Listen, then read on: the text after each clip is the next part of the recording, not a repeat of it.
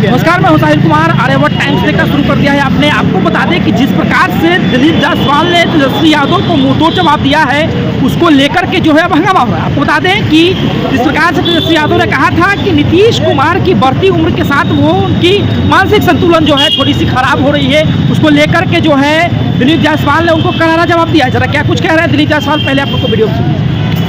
से कहा है कि जरूरी नहीं है कि 2025 में नीतीश कुमार ही बनेंगे, पार्लियामेंट्री बोर्ड में रहेगा। नहीं, जो पहला शब्द आपने कहा, ऐसा कभी भी अमित शाह जी ने नहीं कहा। पहला शब्द अमित शाह जी ने नहीं कहा। नहीं, कहा है ना उन्होंने कि कोई जरूरी नहीं कि 2025। बोलने दीजिए ना उनको। दूसरा जो है, जो आपने कहा कि इस तरह का फैसला पार्लियामेंट्री बोर्ड लेता है। भारतीय जनता पार्टी का अपना संविधान है। उस संविधान में किसी भी व्यक्ति को कोई फैसला लेने का या कोई भी चीज बोलने का हक नहीं है। इसीलिए अमित शाह जी ने अपने ऊपर सर्वोपरि पार्लियामेंट्री बोर्ड के बारे में बताया। वो हमारे भारतीय जनता पार्टी का संविधान है।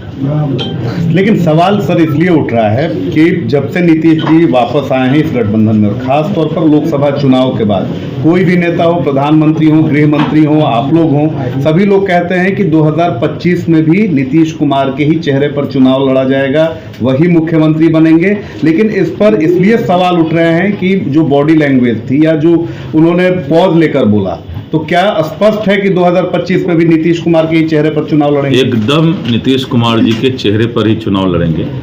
नीतीश कुमार जी के नेतृत्व में चुनाव लड़ा जाएगा।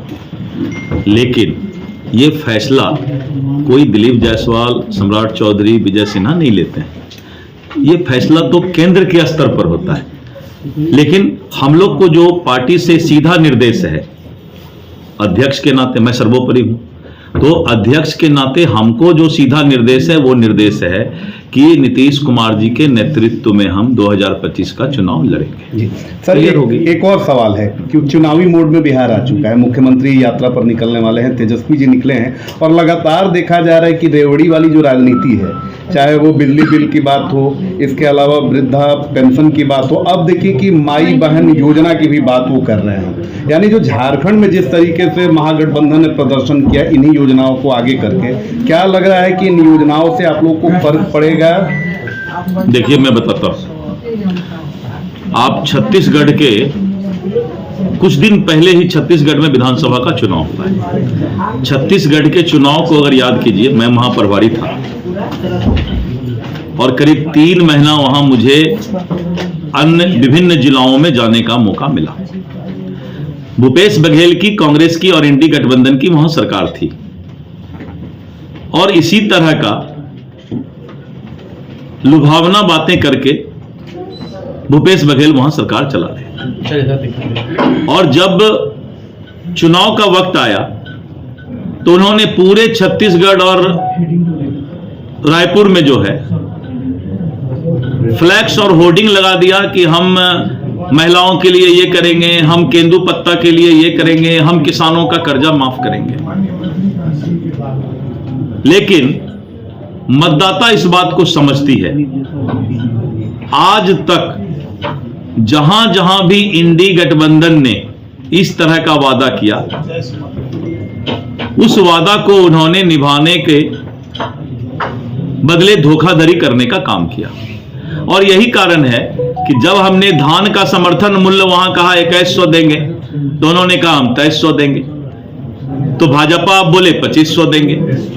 लेकिन जनता को तब हमने एक नारा दिया छत्तीसगढ़ में, मोदी का वादा यानी गारंटी का वादा। जनता ने कहा कि नहीं, आखिर कोई भी सरकार बनेगी, आज झारखंड की सरकार बन गई इसी तरह का ये करके, लेकिन अब बोलती है कि हमको 1,35,000 करोड़ केंद्र दे दे, 26,000 करोड़ केंद्र दे दे। भाई किस बात का पैसा दे दें? क्यों पैसा मिले आपको? आपका जो हिस्सा है वो हिस्सा आपको ऑटोमेटिक जोड़ करके मिल जाता है। इसीलिए इनके बूते का बस कुछ भी नहीं है। जनता को, मतदाता को मोदी की गारंटी पर विश्वास है, और मोदी जी जो गारंटी देंगे जनता उसी को वोट देगी ये माई बहन करने से कुछ नहीं होने का है। महिलाओं का सम्मान नीतीश कुमार और मोदी जी ही कर सकते हैं। सर दो सवाल है सर मेरे। एक तो नीतीश कुमार जी यात्रा पर निकल रहे हैं, उनकी यात्रा का नाम बदल चुका है और इसी पर तेजस्वी सवाल उठा रहे हैं कि बार बार नाम बदल रहे हैं, यानी ये दिखाता है कि मुख्यमंत्री की जो मानसिक स्थिति है वो सही नहीं है। ये आप बोल रहे हैं या तेजस्वी बोल रहे हैं सर। ठीक, पहले ये बताएं कि नीतीश कुमार जी के ही उम्र के उनके पूज्य पिताजी हैं, क्या वो अपने पिताजी के बारे में बोलेंगे कि उनकी मानसिक स्थिति ठीक नहीं है, जिन्होंने महिलाओं के बारे में अपमानजनक टिप्पणी किया? प्रतिपक्ष के नेता इस बात को भूल रहे हैं कि मां बाप चाचा, जिनको कि बोलते हैं, लालू जी को बाप बोलते हैं, मां बोलते हैं अपने मां को, और नीतीश जी को चाचा बोलते हैं, और इस तरह का अपमानजनक बात अपने कोई मां बाप को बोले तो उनको पहले अपने घर में झांकना चाहिए कि जब लालू यादव जी ने महिलाओं के ऊपर अपमानजनक टिप्पणी किया था तो क्या लालू यादव जी का मानसिक स्थिति ठीक था कि नहीं। और मैं तो एक बहुत बड़ा राज खोल रहा हूं आपके सामने, और राज ये है कि तेजस्वी जी अपने दिमाग से कुछ बोलते ही नहीं है। उन्होंने पैसे पर एडवाइजर रखा है, जो बातें उनको सिखा करके बोला जाता है वो बेचारा बोल देते हैं, क्योंकि अगर अपना दिमाग होता तो कभी भी वो इस तरह की बात नहीं करते, क्योंकि एक इंसान खुद में मानसिक स्थिति में ठीक है कि नहीं बोलने के पहले इस बात का सवाल उनसे होना चाहिए। आपको बता दें कि प्रकाश यादव ने कहा था इस बात को लेकर के कि नीतीश कुमार की बढ़ती उम्र के कारण उनकी मानसिक संतुलन जो है खराब हो गई है, तो उसको लेकर के जो है बीजेपी के प्रदेश अध्यक्ष ने कहा है कि नीतीश कुमार और लालू प्रसाद यादव की उम्र सेम ही है।